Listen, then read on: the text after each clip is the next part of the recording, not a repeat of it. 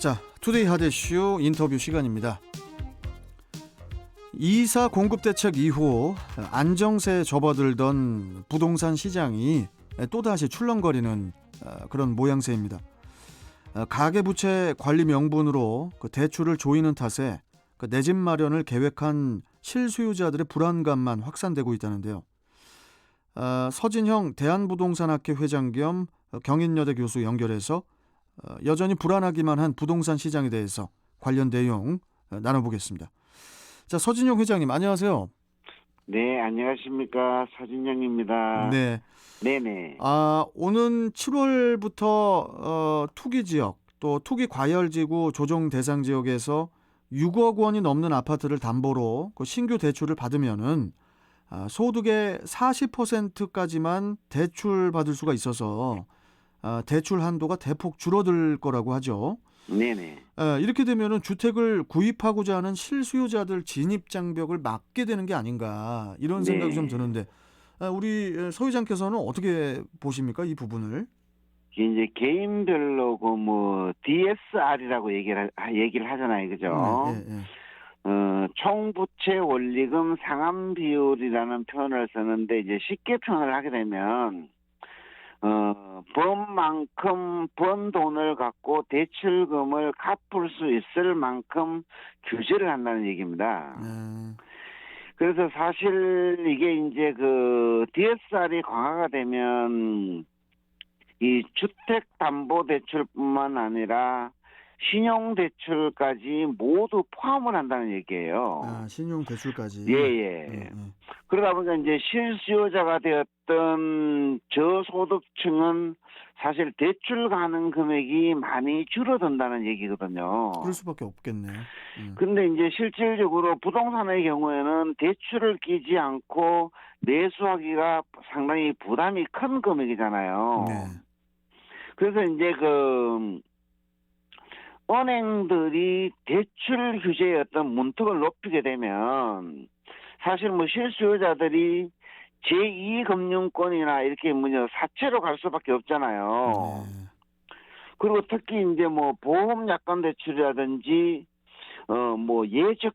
예적금을 담보대출로 받는 것들 이런 것들이 상당히 증가할 것으로 이렇게 예상이 돼요.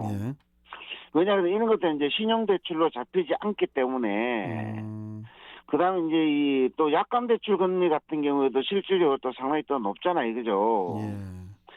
결국 이제 이러한 과도한 규제를 하게 되면 현금을 많이 가진 사람만 이 집을 살 수가 있고 그렇지 않으면 이 실수요자나 무주택자들은 내 집 마련이 갈수록 좀 더 힘들어지는 것이 아닌가 이런 이제 부작용들이 나타난다는 얘기입니다. 그렇군요. 네. 자, 그리고 회장님, 네네. 이와 함께 또 이번 5월부터는 토지 또 오피스텔 또 상가 등을 담보로 하는 비주택 담보대출도 축소된다고 하더라고요. 네. 이번 대책이 가계 부채를 낮추기 위한 방안이라고 하던데 과연 대출 규제 강화만이 답일지 이런 의문을 계속 갖게 되거든요. 회장님께서 보시기에는 어떠신가요? 지금 이제 LTV라고 하는 담보 인정 비율 부동산 금액의 어떤 50%, 60% 이렇게 대출을 받을 수 있는 권리를 이제 규제를 주잖아요. 그죠? 그러다 보니까 이제 이게, DSR까지 적용이 되면 실질적으로 지금 담보 인정 비율의 어떤 절반 수준으로 줄어드는 것으로 이렇게 시뮬레이션이 나오고 있어요. 그래서 지금 이제 주거용 부동산의 가격들이 워낙 많이 상승을 했기 때문에 오피스텔이나 아파트라든가 이런 것들을 많이 이제 매수해서 주거용으로 사용을 하거든요, 소비자들이. 그렇죠. 그래서 이제 실수요자들이 이 아파트가 아닌 비주택을 구입할 때도 자금 부담이 커질 수밖에 없다는 겁니다. 커지죠. 물론 이제 적용 지역에 대해서는 아직까지 확정이 되지 않았지만 똑같이 이제 실질적으로 보게 되면 규제 강화에 초점을 맞추다 보니까 음. 기존에 뭐 조정지역, 투기 과열지구 뭐 이런 것들 있잖아요, 그죠? 예, 예. 수도권 대부분이 이제 적용이 될 것 같아요. 음. 그래서 이제 뭐 아파트 가격들이 많이 오르다 보니까 이제 아파트, 오피스텔 이런 것들은 이제 주택보다 이제 대출 규제가 좀 적어서 예. 이 소비자들로부터 많은 인기를 이제 끌었었는데 이번 이제 정부 조치로 이 대출 가능액이 좀 축소가 되면 예. 실질적으로 이제 뭐 대체 아파트나 이게 오피스들이 좀 주거용의 대체용이잖아요, 그죠? 그렇죠. 그러다 보니까 이제 뭐 이러한 시장들이 좀 위축될 것이 아닌가. 그리고 이제 뭐 이러한 그 시장 규제 이 수요 규제 같은 경우에는 장기적으로 보게 되면 규제를 하게 되면 잘 안 팔리면 시장에서 공급을 하지 않잖아요. 예, 예, 예. 공급 축소라는 현상이 나타날 수도 있고, 예. 그다음 이런 또 이 공급 축소는 나중에 이제 장기적으로 봤을 때는 이 수요에 비해서 공급이 적어지면 또 가격 상승이라는 예. 부작용이 나타나고 또 이제 건설 경기에 또 위축을 가져오거든요. 그러니까 이제 도미노 그러면 현상이 어떤 일어난다 이런 이 말씀이시죠. 국가 예. 경제의 어떤 위축까지 가져올 가능성이 있다. 이게 좀 너무 이렇게 단기적으로 보지 말고 장기적인 측면들을 좀 고려하면 좀 더 낫지 않겠냐는 거죠. 자, 그런데 회장님, 네. 올해 그 전국 공공주택, 그러니까 아파트, 뭐 연립주택, 다세대 다 포함해서 네. 공동주택 공시가격이 20% 가까이 급등을 하면서 네. 전국에서 5만 건 가까운 이의 신청이 집계됐다고 하더라고요. 네네. 이게 뭐 다들 예상하시겠지만은 과도한 세부담 증가 때문이 아닐까 이런 생각이 드는데 네. 분위기가 심상치가 않다면서요.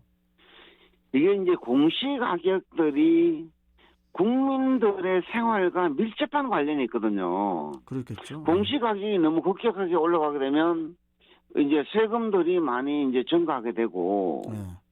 그래서 이제 이 집값이 비싸거나 최근에 이제 급등한 지역들 있죠, 그죠? 예, 예. 이러한 지역들을 중심으로 조세 저항의 어떤 움직임이 이미 나타나고 있어요. 예. 그리고 이제 뭐 세부담이 좀 과도하게 증가한 지역의 어떤 커뮤니티들이 좀 형성이 되어서 뭐 행정소송도 하겠다. 이런 움직임들이 있을 것으로 예상이 돼요. 결국 이제 이러한 불만들이 뭐냐게 되면 국민들이 공시지가를 산정했는데 그 근거가 무엇인지 잘 모른다는 얘기예요. 최근에 이제 뭐 몇 년 사이에 공시가격들이 정부의 어떤 현실화율 계획에 따라서 급등을 했지만 예. 공시지가를 산정하는 기준들이 투명하게 공개되지 않았다는 겁니다. 특히 이제 뭐 적정 시세와 정부에서 얘기하고 있는 현실화율을 제시하지 못했다는 거예요. 예. 우리가 이제 부동산의 가치를 이제 가격들을 산정할 때 여러 가지 이제 감정평가 방식이 있습니다. 예. 뭐 이제 거래 사례를 바탕으로 한 이걸 이제 비교 방식이라고 얘기를 하고요. 예. 거래 사례들을 참고해서 그다음에 이제 이런 것들을 공급할 때 재조달 원가를 하는데 뭐 얼마 정도 되는지 이제 원가 방식. 그다음에 이제 뭐 수익성을 기초로 한 수익 방식이 있는데 예. 정부에서는 이제 뭐 실거래가를 중심으로 한 비교 방식에만 초점을 맞추다 보니까 이런 문제들이 나타나는 거예요. 그러면은 회장님, 네, 예. 뭐 이렇게 뭐 여러 가지 문제가 많아서 네. 주택 소유자들이 불만도 제기했고, 네네. 그러면은 이 신청에 따라서 뭐 공시 가격이 뭐 조정되기도 합니까? 우리가 이제 뭐 전국의 어떤 공동주택 공시가격이 만약에 이제 발표가 되면 예. 기본적으로 국민들은 그거를 이제 열람이 가능해요. 그렇겠죠. 예, 예. 그러면 이제 뭐 가격이 만약에 잘못되었다면 잘못되었다고 이제 고쳐달라고 의견을 개진을 하고 예. 물론 이게 뭐 인터넷 사이트나 시군구 민원실, 뭐 한국감정원이 주최이기 때문에 한국감정원 각 지사에 이제 의견을 낼 수가 있어요. 그리고 이제 정부는 이제 뭐 이렇게 의견들이 접수가 되면 좀 종합을 해서 가격 산정이 잘못되었는지 다시 조사를 해요. 예. 그다음에 이제 이런 과정을 거치게 되면 거치고 난 이후에도 만약에 공시가격에 불만이 있다면 예. 공시가격이 확정되기 전에 다시 이제 이의 신청이라는 것을 받아요. 근데 이제 이런 이의 신청에 대한 검토를 하고 정부가 최종적으로 이제 공시가격을 공시하게 되는데 예. 이 국민들의 의견을 사실 2번이나 듣는데도 불구하고 사실 가격들에 대한 불만들이 많거든요. 왜냐하면 공시가격이 국민들의 삶에 미치는 영향이 상당히 크기 때문에 그래요. 뭐 여러 가지. 근데 뭐 실질적으로 예. 공시가격 불만들이 급증은 했다고 이제 신문들에 많이 언론에 보도가 되었잖아요, 그죠? 예.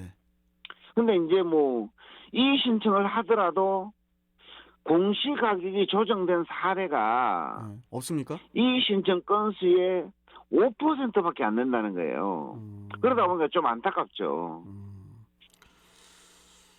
자, 뭐 그래서인가요? 뭐 또 이제 더불어민주당 그 부동산 특별대책위원회에서 네. 그 이달 안으로 그 부동산 대책을 마련할 거라고 이제 밝혔는데, 네.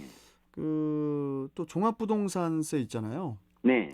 종합부동산세라든지 부동산 세제 개편 문제는 후순위로 미루는 대신에 네. 그 무주택자를 위한 대출 규제 완화를 신속하게 또 이제 추진할 방침이라고 하는데, 네.